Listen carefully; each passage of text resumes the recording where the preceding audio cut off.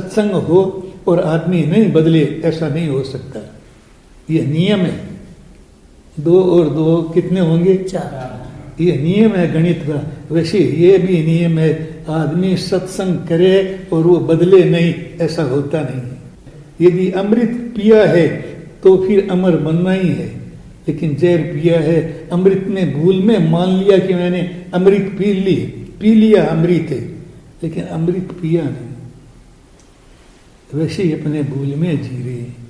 सत्संग हुआ है, देखिए थोड़ा ध्यान से, होता है तो अपने बदल जाते, चाहे कोई साधु हो चाहे कोई संत। जब सत्संग होगा तो एक संत भी बदल जाएगा। साधु नहीं, सत्संग नहीं है तो साधु भी नहीं बदलेगा।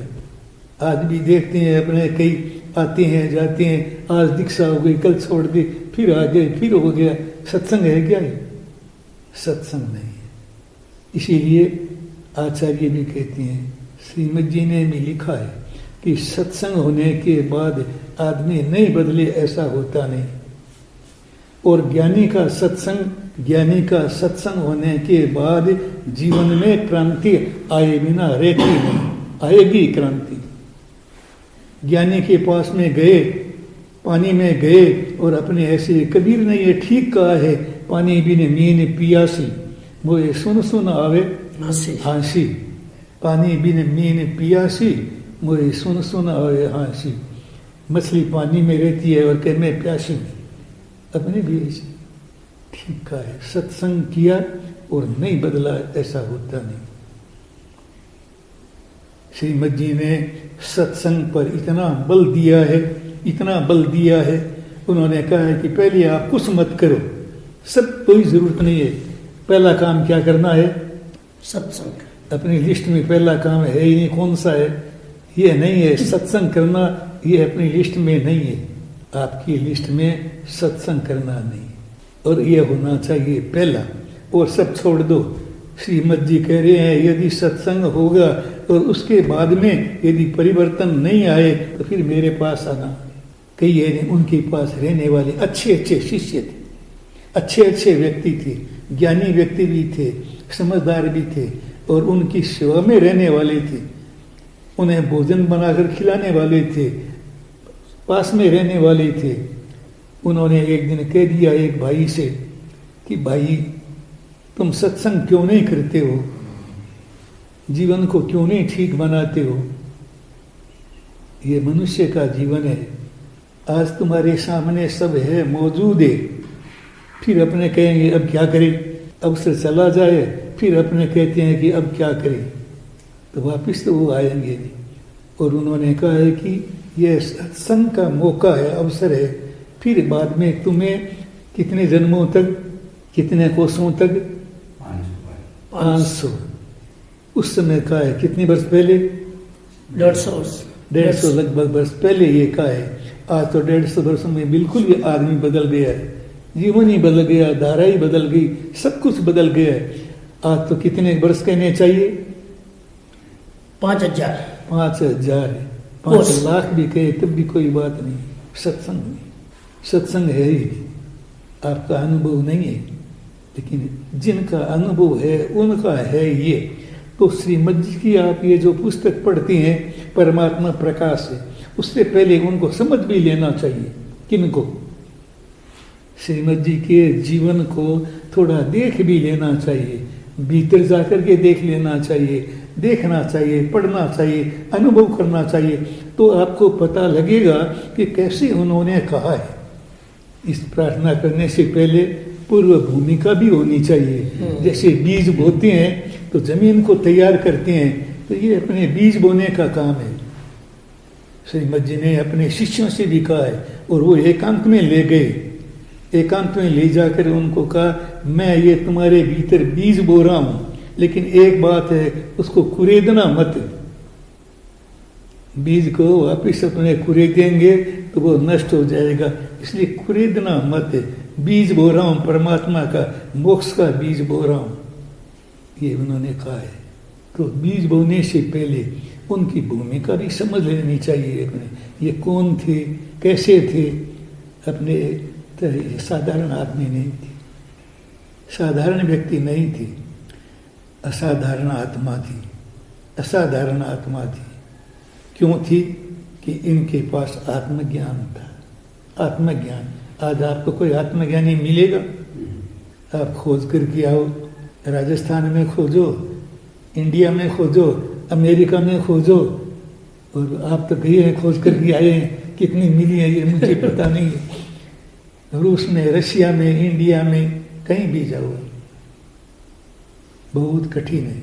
हजारों वर्षों का, करोड़ों वर्षों का कोई तप होता है, कोई साधना होती है, तो आदमी का परिचय होता है।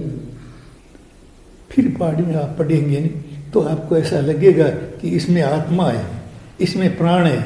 नहीं तो ठीक है, अपने ठीक है, प्रार्थना कर ली। ये रोज जैसी प्रार्थना करते हैं। आज कृषि ने वो प्रार्थना आपने करते हैं ना, अरत वंदना रोज करते हैं लोग, तोता रटन हो गई। उस पाठ को भी पढ़ा नहीं है ठीक ढंग से, हृदयंगम नहीं किया। आगम के पद्य है उनमें बहुत, और वो आगम के एक एक पद्य प्राण है, एक एक पद्य काम कर, एक पद्य की भी साधना कर ले, आत्मा की मोक्ष हो जाए। एक पद्य की ज्यादा करने की जरूरत। तो श्रीमद जी ने अपने जीवन में उस साधना के द्वारा, जो पिछले अनेक जन्मों से इस दुनिया में भटकते रहे थे, खुद भी भटकते रहे, यहाँ आए। कोई भाग्य कहना, योग कहना चाहिए, उन्हें पिछले जन्म का ज्ञान हो गया। 7 वर्ष की उम्र में पिछले जन्म का ज्ञान हुआ, और उन्होंने देखा मैं भगवान महावीर का शिष्य था। उस जाति स्मरण ज्ञान में देखा मैं भगवान महावीर का शिष्य था। ये उन्होंने देखा, अनुभव किया, और फिर उस ज्ञान के द्वारा उस जाति स्मरण ज्ञान को आगे बढ़ाते गए, और बढ़ाते कहते हैं 980 जन्मों को देखे। कितने? 980 पिछले जन्म देखे। 900 हुए हैं, ज्यादा भी हुए हैं। अपने कितने हो गए? अनंत हो गए। 980 जन्मों में देखा, और ये भी देख लिया क्या क्या मैंने साधना की है, और कैसे कैसे मैं भटकता रहा हूँ। और हाथ हजू कछु न पर्यो, आप बोलती है नहीं इसमें, इतना करने के बाद में भी हाथ हजू कछु न पर्यो, अभी तक कुछ में हाथ में नहीं। और आपको और हमको देख करके वो क्या कहते हैं, करुणा हम पावत है तुम की, वह बात रही सुगुरु गम की। आप लोगों को देखकर, अपने को देखकर उनके मन में दया आती है, करुणा आती है। ये जीव क्यों भटक रहे हैं, क्यों इस संसार में परिभ्रमण कर रहे हैं, क्यों नहीं मोक्ष के मार्ग पर आ रही। इसलिए उन्होंने कहा अभी तो मैं तुम्हें बता रहा हूँ, फिर तुम्हें हजारों कोसों तक भी सत्संग नहीं मिलेगा। तो उन्हें समझने के लिए पहली बात तो ये जाना कि उनका शरीर अपने जैसा ही था, उनका जन्म भी अपने जैसा ही हुआ था। जैसे आदमी पैदा होता है, अपने पैदा हुए, वैसा ही वो पैदा हुए थे। लेकिन पुण्य का योग था, प्रबल पुण्य का योग था। उस पुण्य के योग से 7 वर्ष की उम्र में उनका पर्दा हट गया, और पिछले जन्म को देख लिया। पिछले जन्म को तो और भी कई देखते हैं, लेकिन यह स्थिति नहीं आती। यह स्थिति किसी व्यक्ति को ही आती है। भगवान की समूह शरण में जाती हैं तो कहते हैं वहां भी पिछले जन्म का ज्ञान हो जाता है। भगवान के समूह शरण में जाते हैं तो किसी को पिछले जन्म का ज्ञान निमित्त कौन बनते हैं? एक संत को देख कर भी जाति स्मरण ज्ञान हो जाता है। एक संत को देख करके भी जाति स्मरण ज्ञान हो जाता है। एक हाथी को भी ज्ञान हो गया, जाति स्मरण ज्ञान हो गया। किनको देखकर? संतों को देखकर। ध्यान में खड़े थे और उन्हें देखता रहा, देखते देखते जाति स्मरण ज्ञान हो गया। जाति स्मरण ज्ञान होने के बाद फिर आदमी धीरे धीरे बदल जाता है। फिर वो सोचता है कि मैंने ऐसा क्या किया और क्या करना चाहिए। सम्यक दर्शन के मार्ग पर जाता है, सम्यक दर्शन प्राप्त होता है। तो श्रीमद जी को ये समझने के लिए 7 वर्ष की उम्र में ये प्रार्थना कब लिखी है? 7 वर्ष की उम्र में नहीं लिखी है, ये बाद में लिखी है। लगभग 22-23 वर्ष की उम्र में जब उन्हें आत्मज्ञान हुआ है, 22 वर्ष की उम्र में आत्मज्ञान हुआ। जाति स्मरण ज्ञान आत्मज्ञान नहीं है, यह एक ज्ञान का एक दर्जा है, एक छोटी अवस्था है। आत्मज्ञान कब हुआ? 22 वर्ष की उम्र में हुआ। आत्मज्ञान में क्या हुआ? सम्यक दर्शन हुआ, सम्यक दर्शन।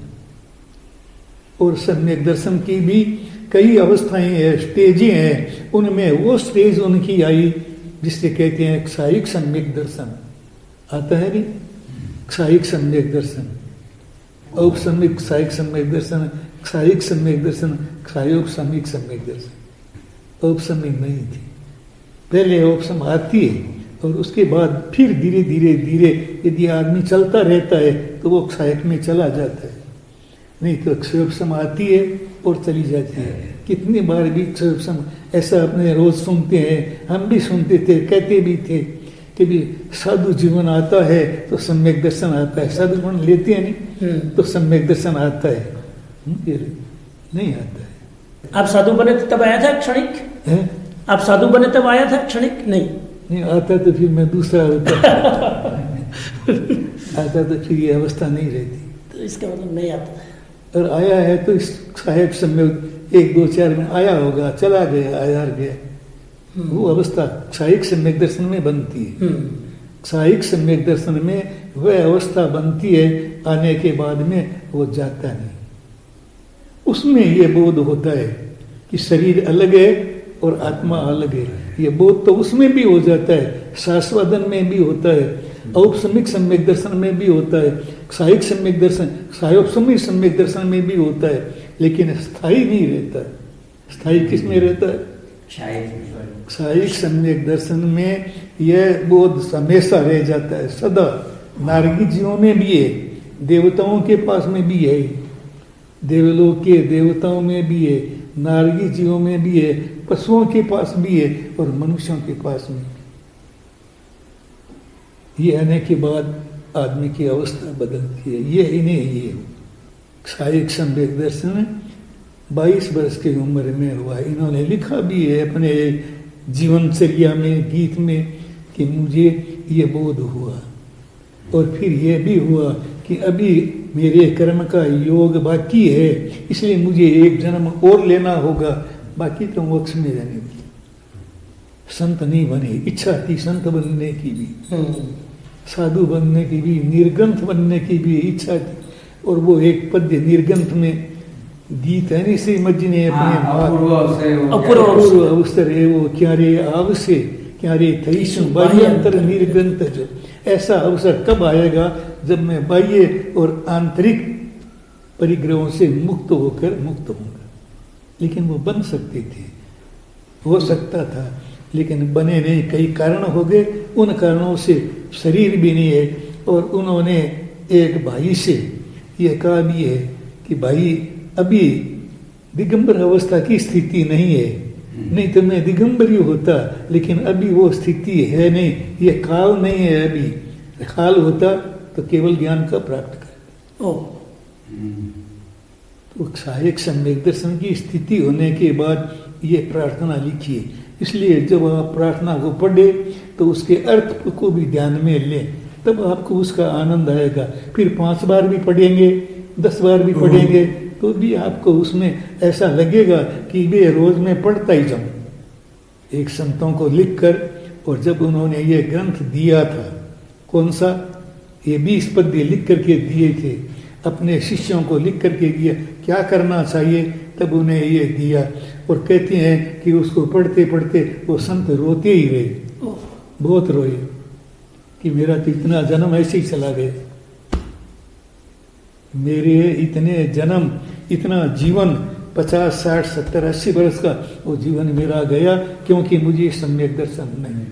इसलिए मेरा जीवन मूल्य किसका है? 100 वर्ष जीने का मूल्य है या सम्यक दर्शन का मूल्य? चाहे एक दिन भी जिए, एक दिन भी यदि सम्यक दर्शन है तो वो एक दिन का मूल्य बहुत है। और 100 वर्ष जिए, सम्यक दर्शन नहीं आई तो बेकार, 1000 वर्ष भी बेकार। ये सम्यक दर्शन होने के बाद जिस दिन सम्यक दर्शन हुआ उसी दिन ये प्रार्थना लिखी। एक समापना का पाठ भी कब लिखा है? उसी दिन लिखा है समापना का पाठ। और ये दूसरा जो कैवल्य बीज, केवल ज्ञान का बीज क्या है वह भी उन्होंने इसमें लिख दिया। इसमें ऐसा देखें तो सारा आ गया, कोई ज़्यादा करने की जरूरत नहीं। अब तो अभ्यास करने का है, साधना करने की है, साधना करेंगे। इसलिए उसकी भूमिका समझनी चाहिए। ये कहाँ से आए हैं, कैसे आए, और ये इतना प्राणायाम भी किया, श्वास को भी रोका, ये भी किया, वो भी किया, सब कुछ किया, और वो अमृत का पान भी किया होगा, लेकिन वो अमृत नहीं, वो जो जीभ पर जो टपकता है वो अमृत नहीं था। सब किया, देखा है, उसके बाद ये लिखा है। तो करना क्या है? प्रार्थना करनी है, पढ़ना भी है, और प्रार्थना करते करते कहते हैं कि इस प्रार्थना के द्वारा भी आपको क्या ही प्राप्त हो जाएगा। आपकी जीवन धारा बदल जाएगी। दिन में 2 बार, 4 बार, 5 बार थोड़ा सा अर्थ को समझ करके और पकड़ करके करेंगे तो जीवन बदलेगा, ये निश्चित बात है।